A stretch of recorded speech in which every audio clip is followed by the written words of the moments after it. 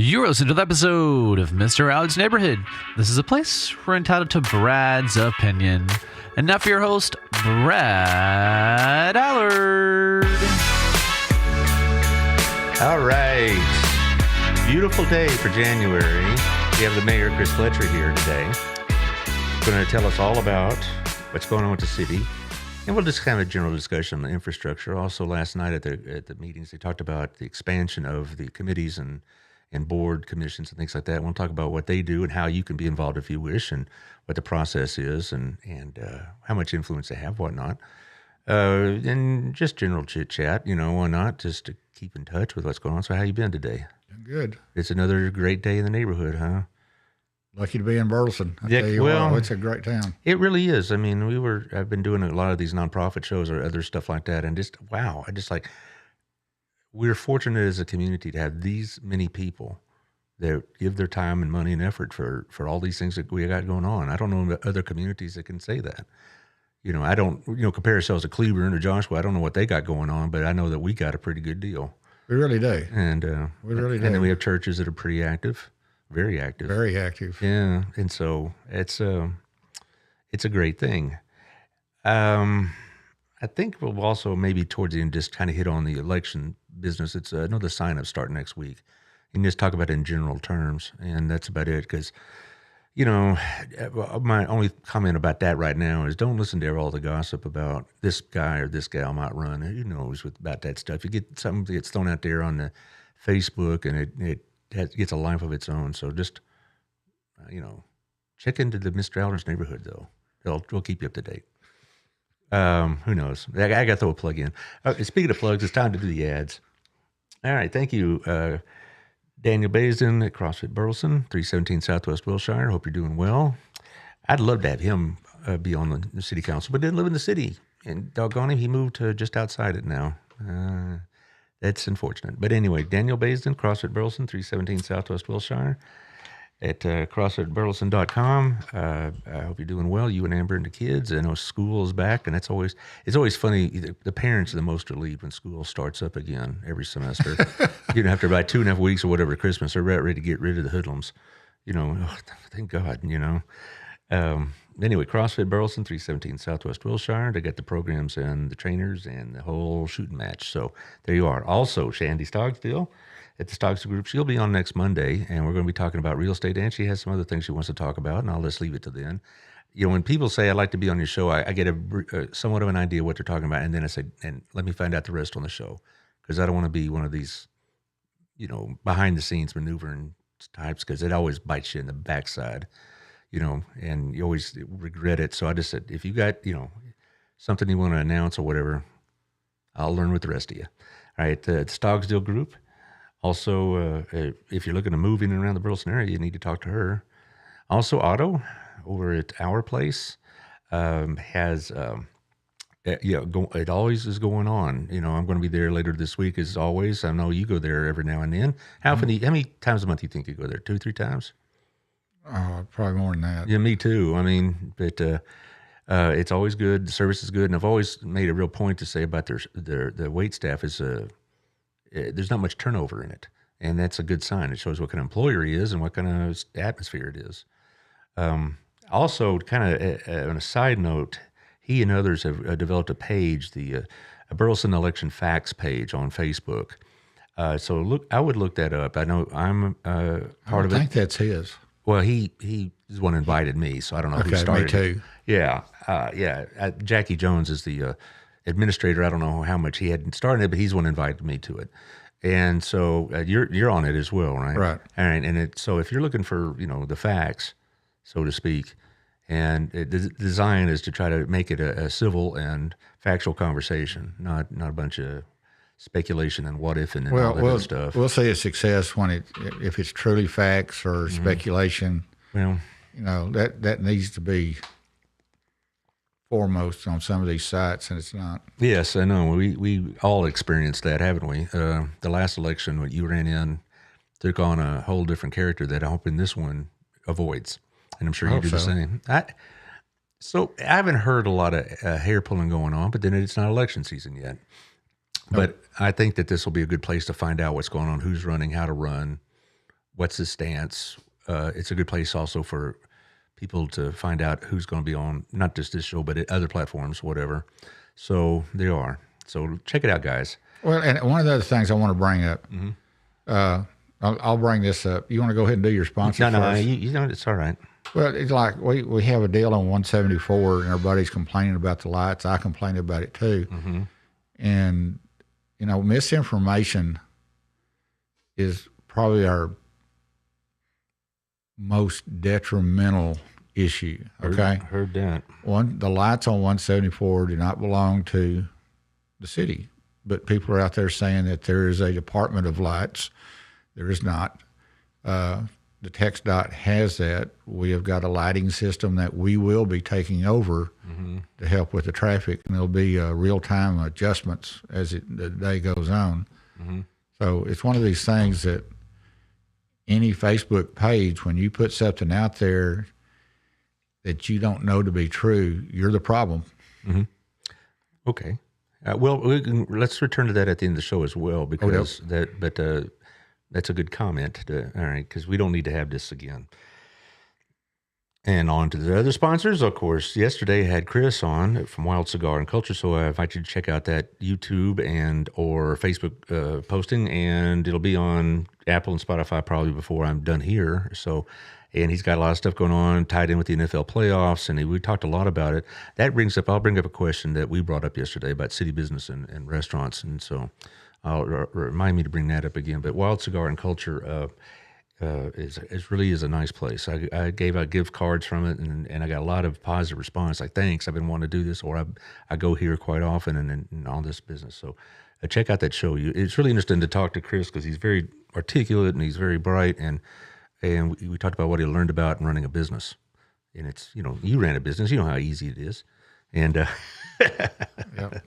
and by the way, I saw Eric at Have you noticed how gray my beard is? I saw Eric at American Railroad. I think he had a birthday party. I'm so proud of him. Yeah. I tell you what, Yeah. he is taking it to a whole new level. Yeah, he's had his family there and whatnot, so it was nice.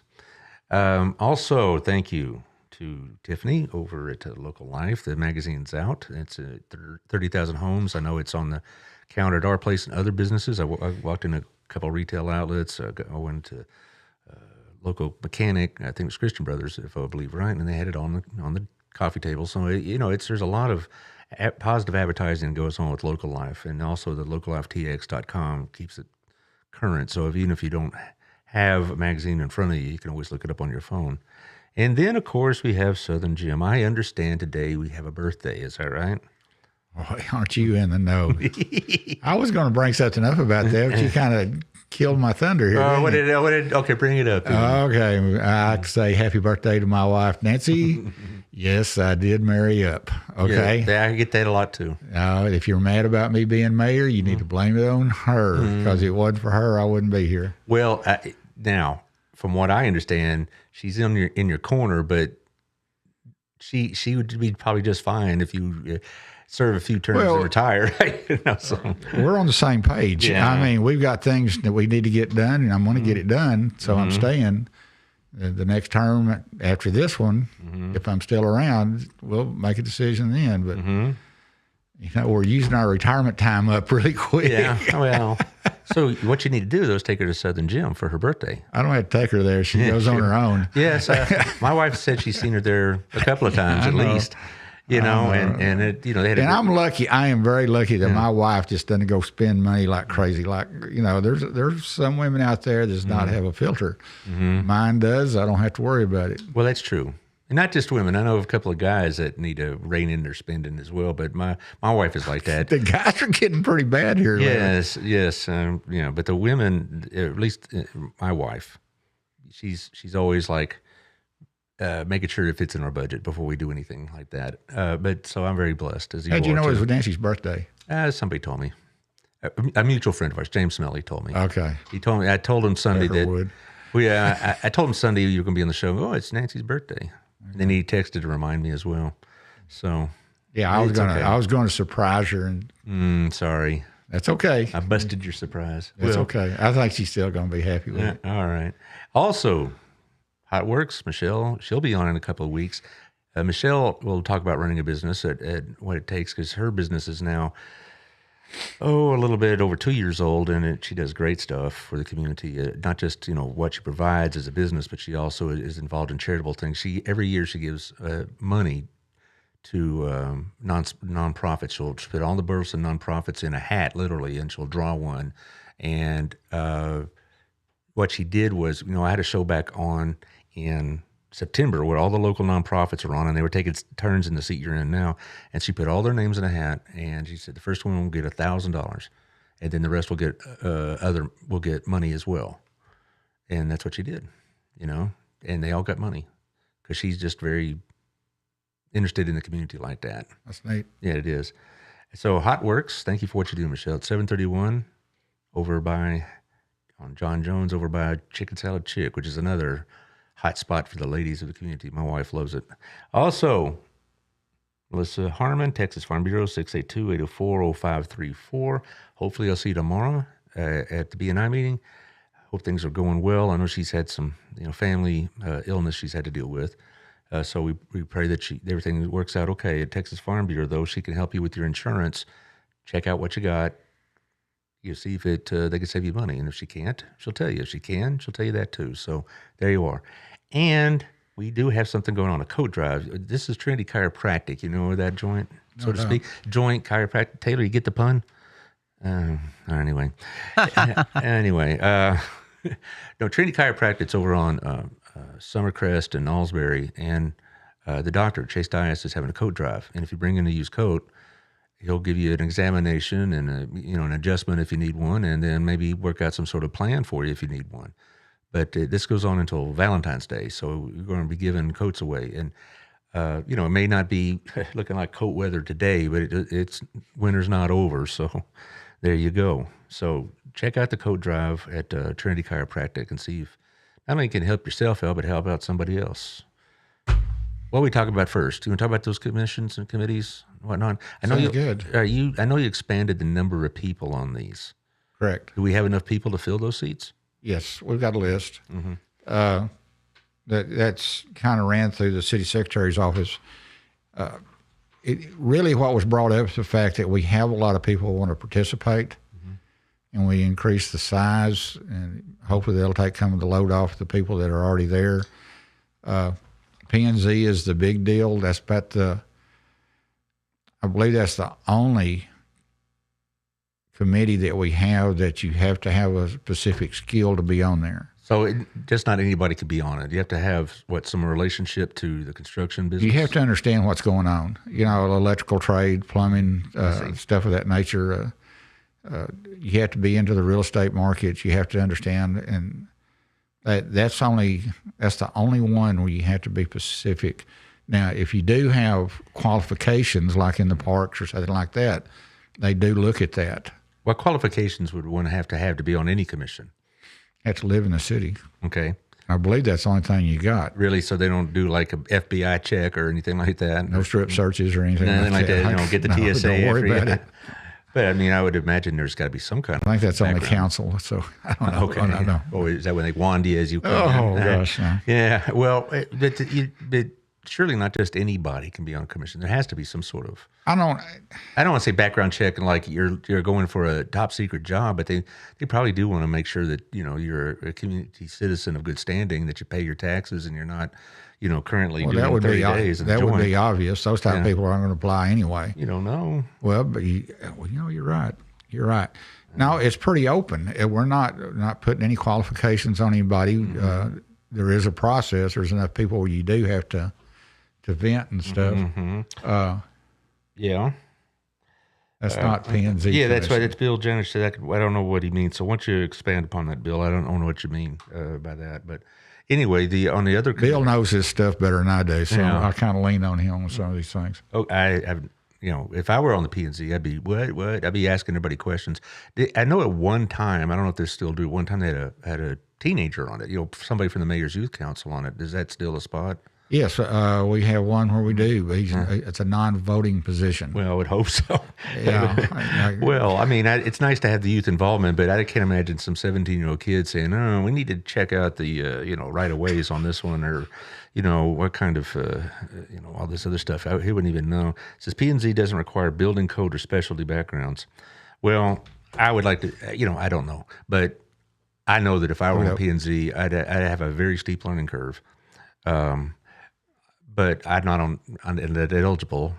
I thought at one time P&Z you could live in the ETJ and still be on P&Z. I have no idea. Okay, at one time, but I don't know. Things change. But because I do know that a lot of P&Z stuff affects us out here. He says, I believe he meant the Building Code Adjustments Board. Yeah, there you go. Appreciate it, bud. Okay, good. Thank you, Bill. There you go. It sounds like I don't really know a whole lot about the committees, and they're absolutely right because I got a lot of people that do. They present and give me explanations, and that's how we there's a lot to keep track of. And, you have demonstrated not to be a micromanager in the last 2.5 years or so. I have understood the importance of these committees, though, because when we get into council meetings and we have to make decisions, then we get suggestions from our committees, and that goes a long ways. Now, but these committees may make recommendations, but they're not making policy that you basically have to rubber stamp. I mean, the only one that can make policy is the council. Okay, and so when they bring you these recommendations, though, I'm sure they carry a lot of weight. Absolutely. We had one last night. We had several sign ordinances that was wanting waivers for. What kind of signs for the election coming up? No. This is business signs, developments. Okay. And they're wanting to have a larger sign, and they had to get a waiver to get that done. Did they get it? Nope. Okay. I'm not upset with that either. No, but that was a suggestion by staff. Mm-hmm. Why did y'all turn that down? It just thought it looked unseemly or a little bit cluttered up for the community, or what? There was no reason really to increase the size, in our opinion. But then again, on the other hand, the staff was recommending denying it. Mm-hmm. Well, that's great. I don't have a dog in that hunt, but let's say the parks people come and say, we want to take a piece of land and we want to make a park out of it. I mean, it's a lot more complex than that, because I know it took close to 10 years to get the dog park that people wanted. And so it isn't like, oh, we got a spare piece of land, let's go put a park on it, and next week their kids are playing on it. But let's say the parks people come to you and say, we want to take a piece of land and make a park out of it. Do they have that kind of ability to at least put it in front of the council? I understand what the parks did on the dog park. They did not recommend the location. Now, when I first came on board, there was a process of the land behind the old fire station coming up, and there was a citizen wanted us to take a look at Chisholm Park as a location, so we did. And that didn't go over, so we built it behind the old fire station. Now, I think we leaned on them on the location. So I don't know that. The main thing that Parks did was help set it up with Jen Basham, which is our director of Parks. Well, so I'm just saying, though, that I know it takes a lot of process, but are a lot of the council policies driven by these committees, or are they driven by individual council members?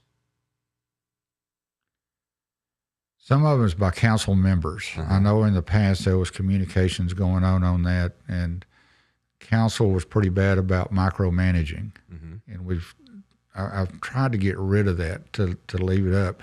Now, the new process on parks that we're going through is we're engaging the citizens in that area to help build their own parks. And that's been a success. If you'll notice here recently, we have done a lot of renovations on parks. We're getting caught up on stuff of that nature, and it's not micromanaged. It's we lean more on our director. Stuff as simple as, are we going to charge for the splash pad? We didn't make that decision. We put it on our director to give us options. Now, as far as parks and stuff, in about 2 weeks, Victoria Johnson will be on here, and that's one of her favorite topics. She's my guru on parks. Yes, and so we'll be talking a lot about parks then, and I could probably ask her more about how much commission work goes into this and how much influence they have and things of that nature. And also kind of segue, since Victoria is also a member of that Council of Governments, and you're pretty excited about that, and we were talking about it earlier. So why don't you explain what's going on with that? Kind of threw her under the bus. We was in council meeting when I said, would you be on this for us? And So But she's the right stepped person up. for it, though. But she knew her. She knew a bunch of people on that Sure. committee, so it was the right choice. No, she's been involved more than just her council prior to her council experience. But you were talking about this earlier, and we were in a previous conversation about how Burleson is becoming more integrated in this council of governments, which a lot of people don't really know what you're talking about, the COG, as y'all call it. But it's basically a coalition of local governments that try to work together as a unit. The North Central Texas Council of Governments, correct. Try to eliminate some of the maybe friction or competition between communities. This is really a boring story. If you want me to, I can go through that, but it's very, very important. And I thanked a lot of people last night at the council meeting when they was explaining what was going on. The whole process started with the mayor of North Richland Hills, Oscar Trevino, asking me to be on the TRTC, and I really didn't know what the TRTC was. That's the Tarrant Regional Traffic Coalition.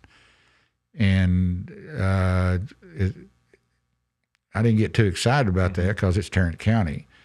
Well, we're hooked on to Tarrant County. Yes. And so I started going to this. We started seeing plans for 35, 917, Renfro, and we kind of jumped on board. But the more I learned, I wanted to know why we weren't getting any roads in Johnson County, specifically in Burleson. Yeah. Deeper to the south was getting them, but not us. You're right. So when that came to bear of why, we got the bylaws for the RTC, which is the Regional Traffic Committee. Now, the RTC and the COG work close together, but we had no presentation. We had no representation on the RTC. And my city manager and his deputy city manager was able to get that changed. We found some very compelling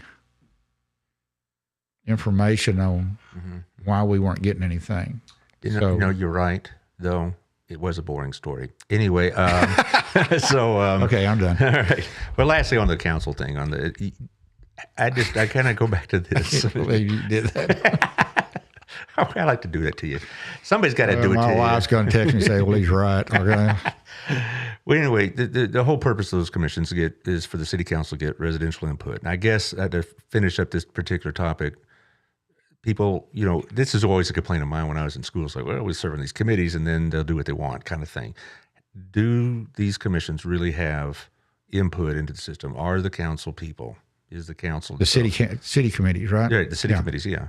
Yeah. All these things, do they really have influence? Is serving on these committees a real legitimate way to have influence or the city, or is it just, because like I say, some people hear commissions and committees and they're thinking back in their professional experience like mine, where we're going to have a discussion on, some policy and have a committee of teachers, and then teachers say, here, do this. And they go, thank you very much. And they put it in the round file. People need to know that if they serve on these committees and give up their time, they really do have influence. And you're saying they do. They do. Okay. Absolutely. The council is not closed-minded on this stuff. Now, if we get a parks committee that wants a $4 or $5 million park, council's going to come in and say, that's not in the budget. Right. I know it's go fix it. Yeah. Wow. Well, I'll be asking these questions to Victoria about the council because there'll be plenty of opportunity there. And she'll, like you said, she probably is the most knowledgeable person on the council about those kind of things. This is what we talked about yesterday with Chris Notaboom over at Wild Cigar. Is that we've talked about this before, and I just wondered if there's been any change or progress or any further discussion on allowing liquor stores in the Burleson area, because he has two places, only one of which he can do business with, and that's the same not just for his store, but for any other any restaurant here that sells liquor, right. They have to go to Alvarado to get right. And basically, whatever markup that guy charges, there you are. And I asked him Chris off the year, said, what is the penalty for trying to circumvent this? Which they don't do, so relax everybody. But there's severe penalties. I mean, you can lose your business if you try to circumvent it. Has there been any other discussion about expanding the liquor store options here in this area? There's been a lot of discussion on it, and really what's going on right now is trying to set up zones. Because when you open the door up, it also opens the door up for sexually explicit businesses. So you got to really tiptoe around how you do this. Now, the city secretary's office is working on this. I don't know where we stand. We do not want liquor by the sale in the stores if it's going to bring those other kind of stuff in. We just did a plan development with a list of you can't do's, and one of them is sex stores. Well, I got, and I understand that. I think almost every community member would understand. They don't want some of those kind of establishments. Our citizens don't want that kind That's what I meant. I mean, the community has no interest in that, having something like you see up in South Fort Worth when you drive up 35, when we all know what we're talking about. We don't want anything like that. But I just don't know if one has to bring the other. Like, if you bring in a Total Wine or Specs or a respectable liquor store, does it automatically mean the door is open for those kind of businesses? My understanding, it is. I'd like to think the community could have some sort of that's what we're trying to do. Have some sort of control over that. I mean, that's what we're trying to do to make sure it doesn't come back to bite us. Yeah, and I don't know, because I have to believe there are communities that sell alcohol in this manner that don't have sexually explicit businesses, and if it's true that one begets the other, then that's really unfortunate, because what council's going to look at is the worst case scenario. Well, sure. If somebody finds a loophole 5 years from now, we don't want it to come back to get us. Mm-hmm. Now, this isn't something that the city council can just say, let's make it happen. You've got a vote, you've got all this other stuff to go through. You have a referendum that had to be done by the community, like we did about 13 years ago. And there'd be a lot of discussion about that. And I think if we get to a point where it comes to a discussion level at the council, the citizens are going to have to be absolutely assured that this is not going to go down a bad road. Yeah, because I want my friend Chris and other places to be financially helped by being able to have choices and where they buy their ingredients. It's not just liquor too; it's ingredients and all the stuff related to it. I'd like them to have some options. That's capitalism, but I don't want something like we see up in South Fort Worth in our town. And I think it would be beaten thoroughly in any kind of referendum if that was even a real possibility. Now, and also to get it on the ballot, it's going to take a ton of signatures. 5,500 is what I'm reading here. Bill's got something on there. I'm going to try to read it. Go ahead. Well, it's here we go. Okay, Bill says, I was hoping the council would have watched the concerns of why P&Z put some restrictions on one of the agenda items council approved waivers on. Last night, P&Z was spot on and it was not discussed. But this is how decisions of the two bodies of municipal groups sometimes go. And I don't know what he's talking about in particular, but some ordinance. I don't either. Well, he'll explain it then. But anyway, Bill, call me later. Yeah. And maybe that's probably something we need to have off the air, because but the point is that, I'm in favor of having Total Wine in here, but I'm not in any way, means, or sort wanting to have something that you see in South Fort Worth, and we all know what you're talking about again. I don't even need to, give them any airtime. We're on the same page. And that's a non-starter. I just have to believe you can have one without the other, legally. Without, I can't imagine the laws of this state and this county and this area allowing. So, well, if you have one, you have to have the other. Maybe I would have the city secretary on here. Maybe so. What's her name again? Amanda Campos. Well, I'll have her on soon. I'd love it. I could ask her all these questions. You might want to have our lawyer on there too, because he's telling us the same thing. That one might lead to the other? Mm-hmm. Okay. Well, that would be unfortunate. Now, has this happened in Alvarado as far as we know? I mean, they have Liquor Depot down there, but I haven't seen anything like that in Alvarado. Drive by the liquor store on the way back. You drive by. Okay, we get you. Yeah, you drive by. No, you don't get squat. I didn't say I do drive by there coming back. Really? Is that wasn't you in the mask I saw, the fake glasses and all that? So you were there too, huh? Yeah. Oh, I have been there. Absolutely. No, I don't make no bones about it. I've been there. It's where I go get, they have lovely gifts for the family. Anyway, so you take my wife's birthday away from me, and then you start calling me an alcoholic. So I don't know. Alcoholic to you. Fight back. Yeah, but anyway, it's I haven't seen that happen yet, And I don't know if any of I know Rye Vista has one. I don't know of anything going on over there. So I'm hoping there is a disconnect between the location of Alvarado compared to where Burleson is to Fort Worth. Could have a difference on what's going on in Alvarado. Maybe so. We'll see. Anyway, other yes, Bill. We got. I'm getting a lot of other stuff because they're talking about how basically the requirement to sell food is also a big factor in this. But anyway, that's maybe I have Miss Compost on here, and she can explain to me what I need to know. Anyway, as far as other things, you're talking about infrastructure. I know you get a lot of that. And infrastructure is not really a real exciting topic, but it is one that probably is on the mind of most people, particularly when they talk to the councils, like roads, and things of that nature. And I see we doing a lot of construction and whatever else. And every time I drive by it and I get stuck in traffic, I think of you.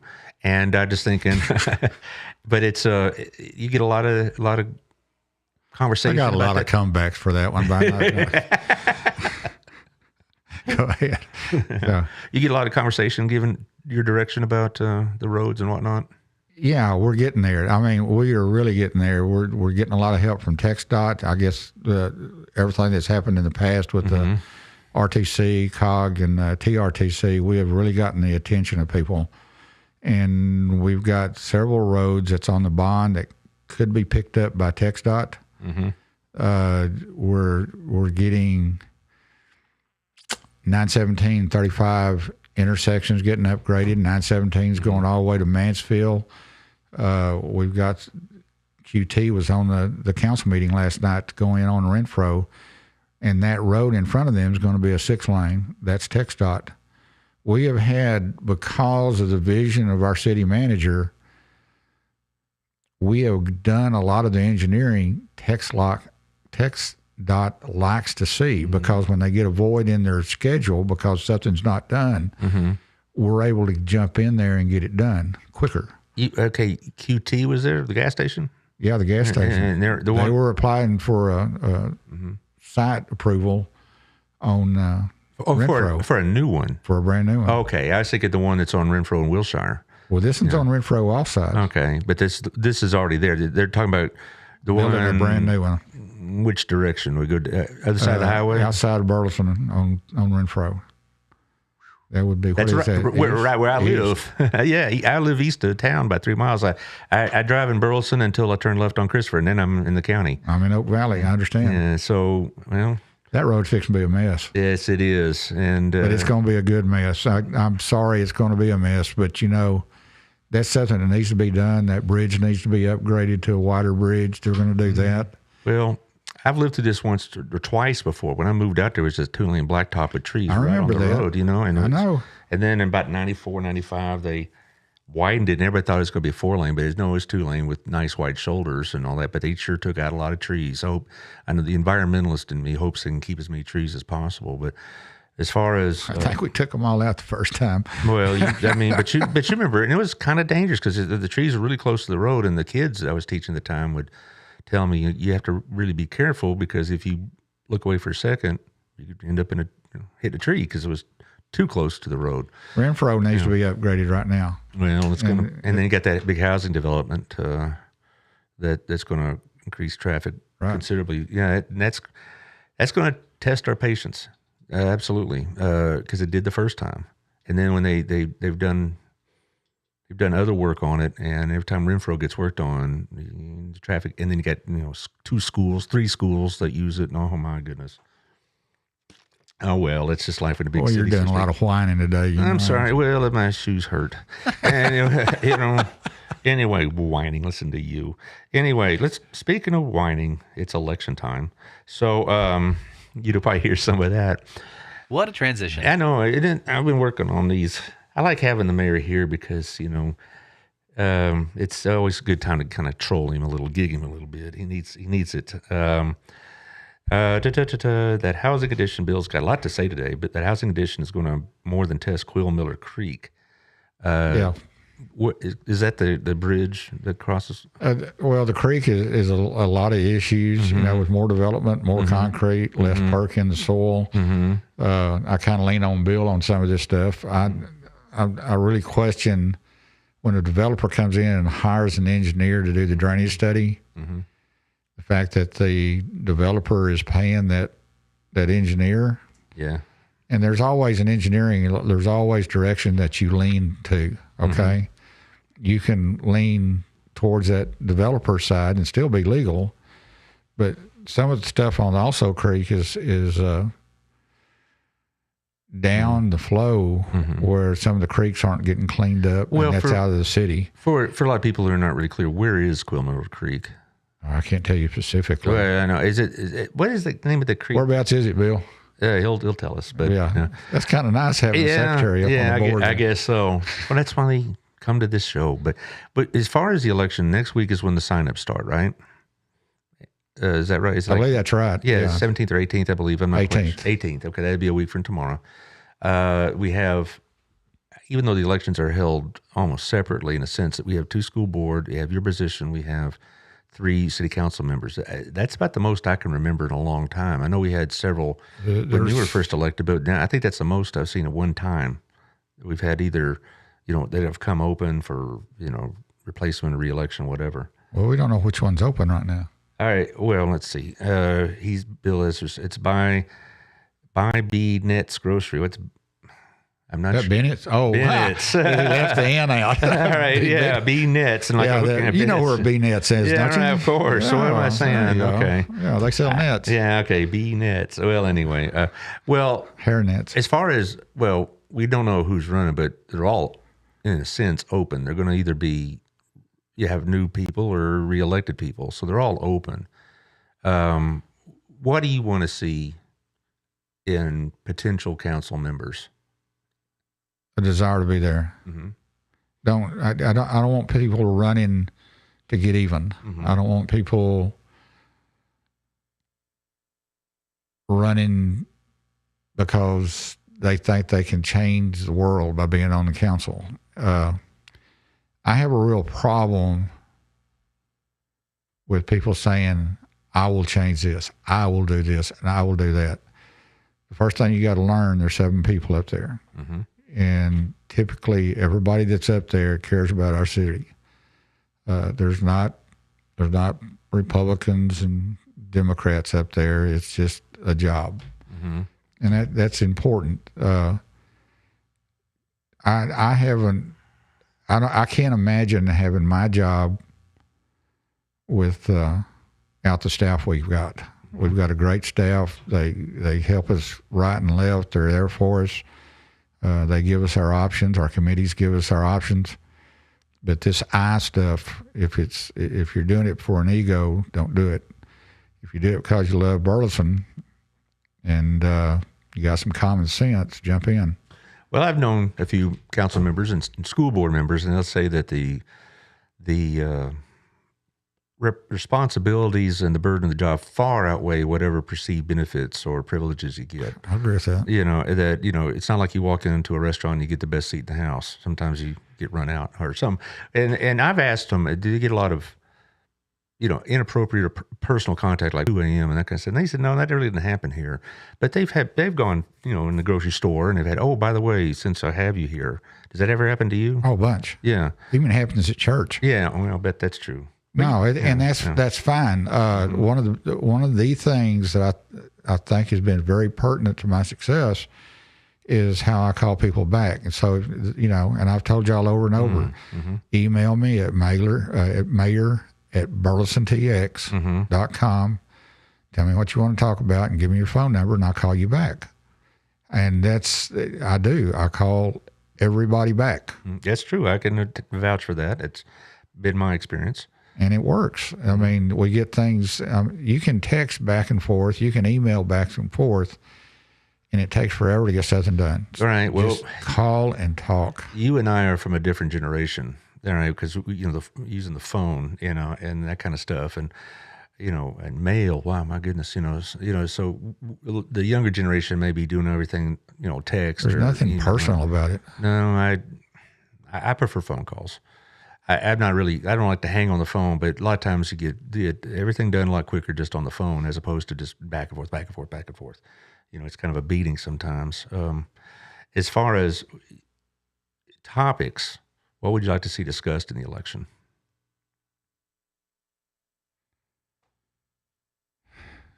There's so many of them. Our infrastructure is going down the right road. Developments, the direction that you want Burleson to go in. Get back to the liquor situation.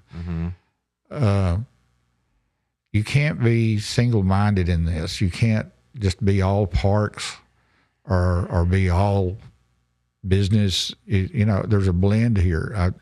There's some things that's going on in the city, like our on Irene, where they put the curb out in the middle of the road. Why? Because it was grant money. Okay. For a bike trail. Oh, okay. And I still don't understand that one, but if we take that back out, we got to pay the money back to the federal government. No, they already take enough. So you got to be open-minded. You just can't go up there and vote yes or no. You got to spend the time looking at the agenda, and we get that on the Wednesday before a council meeting. You've got to be willing to put the time in, and it can be kind of a pain. But you know what? You shouldn't have taken the job. Well, I'm sure that $5 you get per meeting goes a long way. Oh man, that's that retirement plan I was looking for.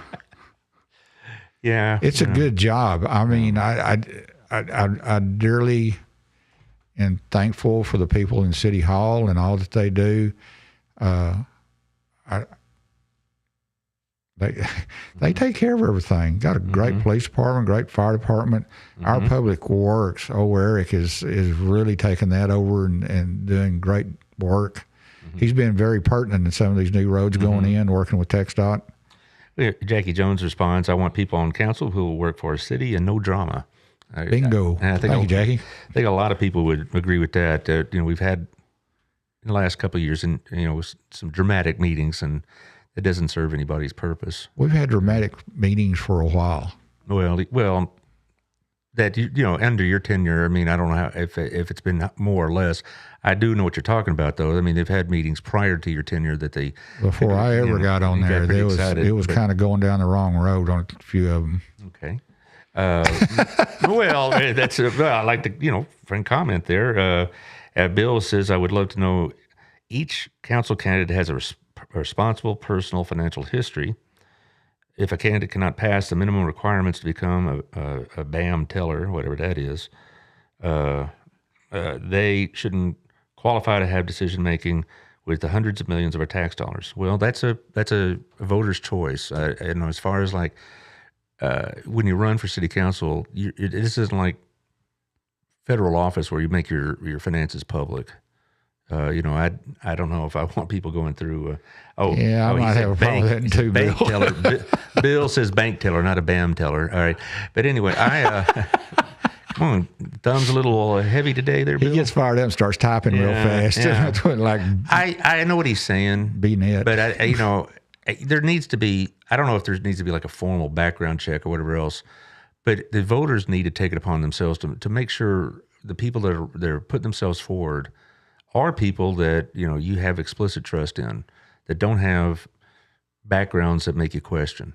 And there's no question, particularly with school board. I mean, no, it's both. Yeah, well, I know, but I'm just looking from my perspective. You need to have people absolutely that don't give pause or reason to be concerned about. Now, again, there is a limit, I think, to how in depth we should go into a person's background who wants to run. Because first of all, we all know, certainly people our age, we don't want every detail of our life relitigated out in public, and we don't want it to be exploited by certain Facebook pages or certain social media people. Well, maybe you shouldn't run. Well, me, I'm not going to run. I'm not. I'm just telling you, if you don't want your life exposed, maybe you shouldn't run. Well, there's a difference between because it's not. Not everybody's going to follow the rules like you're saying, which would be nice, but that's just going to be brought up in these times. Well, I wouldn't want things like in my personal life or family life to be brought up in there, that's totally off limits. You would think. I'd like to think so. Yeah, that's totally off limits. I mean, everybody's family has issues that over the course of 30 years, and you don't want to have that aired out in public. And there are people, though, that will be low enough to exploit that. And we've seen it. Yeah, I understand that. And we don't, as far as like... okay, but let's go down this road. Mm-hmm. If somebody has done something that bad, shouldn't it be exposed? It depends on what we're talking about. The fact that maybe... as far as financial difficulties, we've all had that. But if somebody has been suspected or has been actually charged with financial malfeasance, that's something I would want to know. But if it's just the fact that, for a while they had problems with their finances, I don't want to have to relitigate that.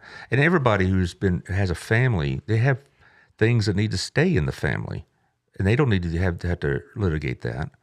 About that in public. But who do you mute with what you got on social media now?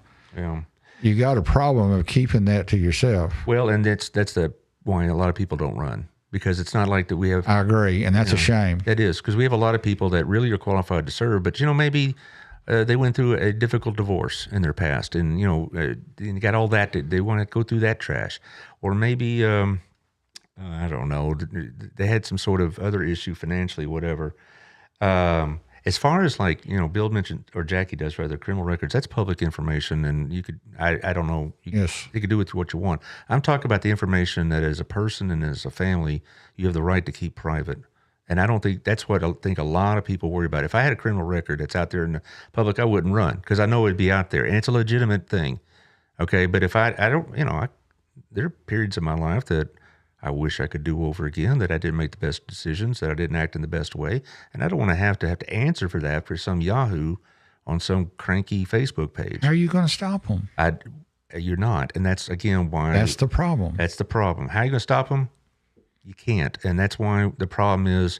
And this isn't one side or the other. This is everybody. This is everybody that is too quick to put something on Facebook. And then they start talking, then the misinformation starts coming in, and then the bickering starts coming in. Mm-hmm. That's the reason I got off of it, and I had my one post a week. Well, for example, I know somebody that wanted to run, but he said, I don't know if I can, because I had a real nasty divorce when I was much younger. And I said, that's really unfortunate, because he's a good guy, and he'd make a great candidate, but he doesn't want to have to go through that again. And he don't want his kids to go through that again. And on top of that, and that's just unfortunate. It is. And it really is. That's kind of why I brought it to. But there's no guarantees that wouldn't get thrown out there. I know it's the price of raising your hand for public service, but it shouldn't be part of the price. I mean, yes, if you have public records, if they're made public, somebody's going to get them. Somebody's going to put them out there. Nothing you can do about that. That's First Amendment, freedom of information. I just get tired of the personal insinuations and the personal accusations, or the stuff that really should remain private within a family. And I hope that we have a kind of election where the issues are discussed, the qualities of the candidates are discussed, the quality of their ideas are discussed, as opposed to, insinuations on some knothead Facebook page. So. We'll see. Let's hope. I hope we have good quality candidates. I do too. Yeah, I do too. If your heart's in the right place, jump on. Now, we talked about this last time. You asked me if I have everybody on the show that's running. The answer is no. I'm going to follow my own conscience and standards about that. I mean, if somebody's running for a race, even if they're running against somebody I like, but if they're a quality candidate, they'll be sitting in that chair. But if they're a crank or a kook, or they're supported by cranks and kooks, or financed by people that are untrustworthy, they can go somewhere else, So, but as far as people, we got be careful. What now? No, what I'm going to say is I have friends that currently serve, and if they have somebody who runs against them, and they're quality candidates, so they'll get a shot here if they want. If they're cranks, forget it. All right, that's it. I'm not going to advertise somebody that I think is on there for the things you described, that got scores to settle, or they're trying to look to get the best seat in the house and be treated like he or she is some sort of royalty in this community. We want servants, not the people who Bingo. they expect to be served, but we don't want them. So I got a little static about that. He said, you should be fair and all this. Okay, criticize. I'm not. Your show. Yeah, and I have sponsors I have to take care of too. And I was really proud of when you had Jimmy on here and y'all discussed things the way you did. And I was kind of puckered up over that one. I didn't know where that one was going to go. But y'all did good on that. I know y'all disagree on things, yes, we do. But you both handled it very well. It wasn't. It wasn't as unpleasant. I wasn't expecting him to come in, start screaming at me, but I didn't know what to expect. And that's the basis of fear, because you just don't know what's going to happen. Yeah, I didn't expect a tantrum, but I didn't know where it was going to go or whatever. But that was a good show. But it'd be but I don't want to get into specific names because it doesn't. It's inappropriate, and they're private citizens. But I hope that the citizens we have will come on here. Jackie says, no, we don't. I don't know what she's referring to exactly. What are you referring to, Jackie? I'm not sure. But anyway, I've had a couple of people personal message me and said, hey, you ought to have everybody on and expose them for, I actually said that to you. Yeah, you said it too. I think maybe responding to that. No, it's just not going to happen. Oh. And, but I expect all, if not, or most, if not all, the candidates will be appropriate, and so I'm not really worried about it.